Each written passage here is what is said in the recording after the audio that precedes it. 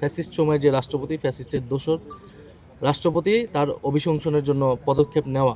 এখন নতুন সরকার এসেছে, নতুন সংসদ তৈরি হয়েছে। তা আমরা মনে করি যে এই রাষ্ট্রপতির এখন চলে যাওয়াটা কেবলই সময়ের ব্যাপার।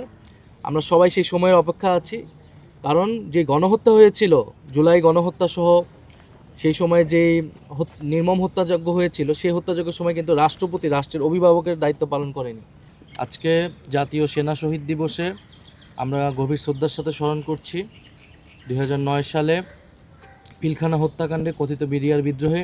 আজকে বাংলাদেশের ইতিহাসে একটি মর্মান্তিক দিন। 57 জন দেশপ্রেমিক সেনা অফিসার সহ আরও 74 জন, প্রায় 74 জন ব্যক্তি আজকে কিন্তু নিহত হয়েছিলেন।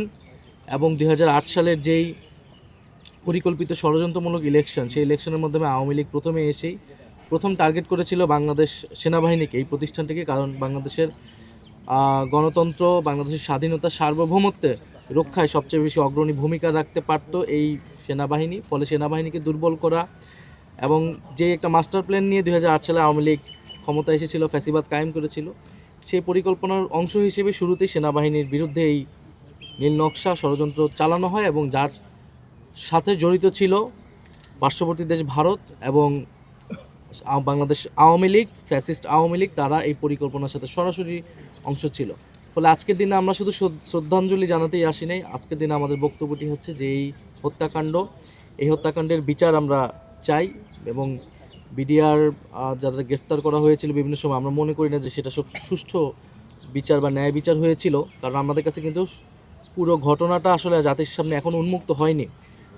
ইন্টারিম গভর্নমেন্টের সময়ে তদন্ত কমিশন করা হয়েছে। আমরা চাই সেই তদন্ত কমিশন পুরোটা উন্মুক্ত হবে জাতির সামনে, এবং সেই অনুযায়ী তার যে সুপারিশ থাকবে তদন্ত কমিটির, সেই সুপারিশগুলো বাস্তবায়িত হবে এবং জাতি ন্যায় বিচার হবে। সকলেই ন্যায় বিচার হবে, যারা ভিকটিম তারা ন্যায় বিচার পাবে, যারা দোষী প্রকৃত অর্থে তাদেরকে যাতে বিচারের আওতায় আনা হয়। আজকের দিনে আমাদের এটাই আমাদের চাওয়া, এই নতুন সরকার তারা যাতে ইন্টারিম গভর্নমেন্টের সেই যে তদন্ত কমিশন, সেই তদন্ত কমিশনের রিপোর্ট অনুযায়ী কাজ করে।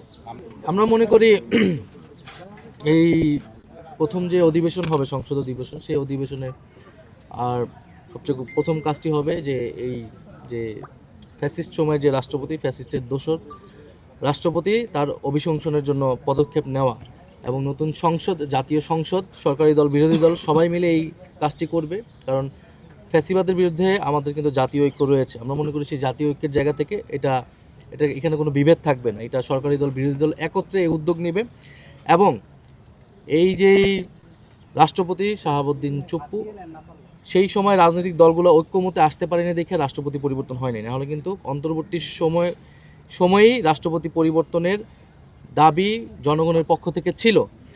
সেই সময় রাষ্ট্রের স্থিতিশীলতা, সাংবিধানিক শূন্যতা, অনেক কিছুর কথা বলে রাষ্ট্রপতিকে রেখে দেওয়া হয়েছে।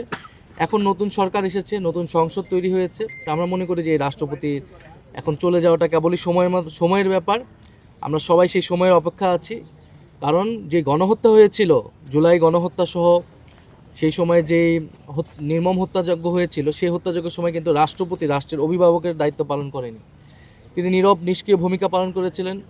বৈষম্যবিরোধী ছাত্র আন্দোলনের পক্ষ থেকে কিন্তু কোটা সংস্কার দাবি নিয়ে আমরা রাষ্ট্রপতি ভবন পর্যন্ত গিয়েছিলাম, বঙ্গভবন পর্যন্ত গিয়েছিলাম। তার নীরব ভূমিকা, নিষ্ক্রিয়তার কারণে এই গণহত্যা সংঘটিত হয়েছে। ফলে এই গণহত্যার দায়ে তিনিও অভিযুক্ত এবং তার বিরুদ্ধে কিন্তু আর্থিক অনৈতিকতার অভিযোগ রয়েছে এর আগের থেকেই।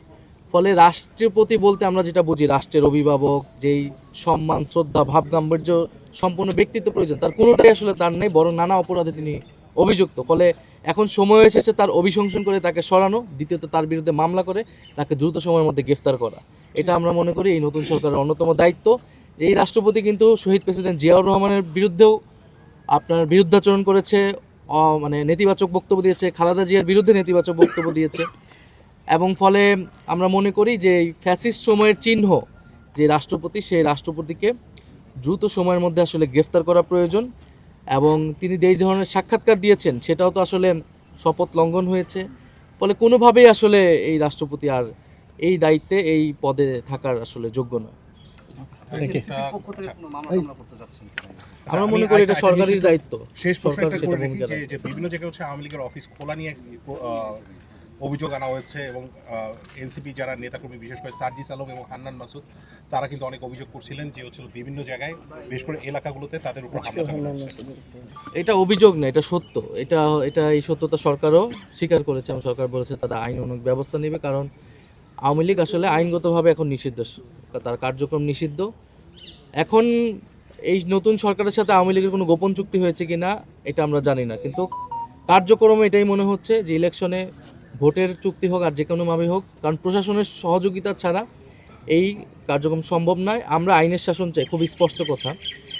যদি আইনের শাসন ব্যত্যয় সরকারের পক্ষ থেকে ঘটে, আইনে থাকা আইনগতভাবে নিষিদ্ধ সাথে সরকার যদি সেটার প্রশাসন যদি সেটা অফিস খোলার বা কার্যক্রম করার সুযোগ সুবিধা করে দেয়, তাহলে জনগণের পক্ষ থেকে আমাদের প্রতিরোধের ডাক দিতে হবে। এটা আমরা বলেছি। আমরা অপেক্ষা করছি সরকার কি আইনের শাসনের পক্ষে যাবে নাকি সরকার আরও একটি গৃহযুদ্ধের পরিস্থিতি তৈরি করতে চায়। Thank you.